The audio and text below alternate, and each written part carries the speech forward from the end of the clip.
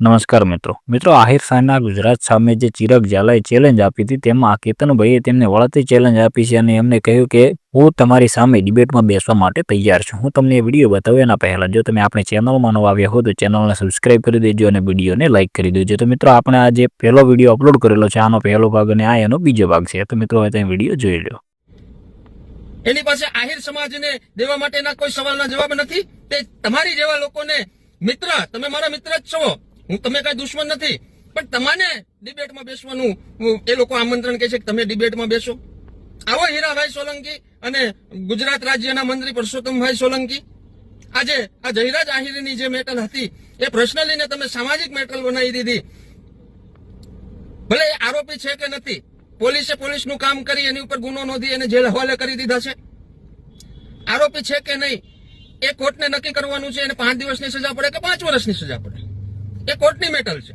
Metal પતી ગયા પછી પરસોત્તમભાઈ સોલંકી આવા આગેવાન, કોળી સમાજના આગેવાન, ગુજરાત રાજ્યના મંત્રી ધોકા ઉપાડવાની વાત કરે તો અમને સ્પષ્ટતા કરી બતાવે કે એને કોની સામે ધોકા ઉપાડવા છે।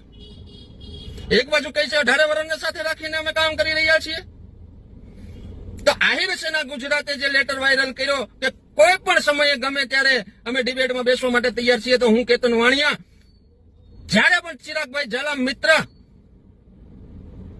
તમને એમ થાય કે મારે ડિબેટમાં બેસવું છે તો આવતા રહેજો, અમારી ફૂલ તૈયારી છે। જય જય દ્વારકાધીશ, જય ઠાકર, જય દ્વારકાધીશ।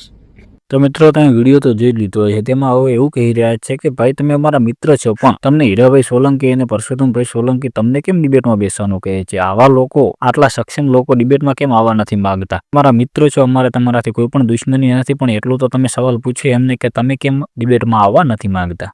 અને આ જે જયરાજ આહિરની મેટર હતી તે તમે પર્સનલીને સામાજિક બનાવી નાખી છે અને ભલે આરોપી છે કે નથી, પોલીસે તેમને જેલ ભેગા કરી નાખ્યા છે અને પોલીસ પોતાનું કામ કરે છે। 5 દિવસ જેલમાં રહે કે 25 દિવસ જેલમાં રહે, આરોપી છે કે નથી એ કોર્ટને નક્કી કરવાનો છે। ભલે ને એને 5 વર્ષની સજા પડતી અને મેટર પટી ગયા પછી પણ આ પરસોત્તમ સોલંકી આવા આગેવાન, આવા જે ધોકા ઉપાડવાની વાત કરી રહ્યા છે, આવા કોળી સમાજનો આગેવાન એ પણ આવી વાત કરી રહ્યા છે, એ અમને સામે આવીને સ્પષ્ટતા કરે કે એમને કોની સામે ધોકા ઉપાડવા છે। અને એક બાજુ એવી વાત કરે છે કે અમારે 18 વર્ણને સાથે રાખવા છે અને આહિર સેના ગુજરાતે જે આખો લેટર વાયરલ કર્યો છે તેમાં માટે અમે બી ટાઈમે અમે ડિબેટમાં બેસવા માટે તૈયાર છીએ। અને કેતનભાઈ વાણિયા લાસ્ટમાં એવું પણ કહી રહ્યા છે કે ત્યારે પણ તમને એવું થાય ચિરાગ ઝાલા કે મારે ડિબેટમાં બેસવું છે તો અમે અમારે ફૂલ તૈયારીમાં જ છીએ, અમને ખાલી એક વખત તમે કહી દેજો, અમે આવી જઈશું। તો મિત્રો આમના વિશે તમારું શું કહેવું છે તે તમે જરૂરથી કોમેન્ટ કરજો અને જો તમે આપણે ચેનલમાં નવા આવ્યા હો તો ચેનલને સબસ્ક્રાઇબ કરી દેજો અને વિડીયોને લાઇક કરી દેજો અને મહેરબાની કરીને કોઈ પણ ભાઈને ખરાબ કોમેન્ટ કરવી નહીં।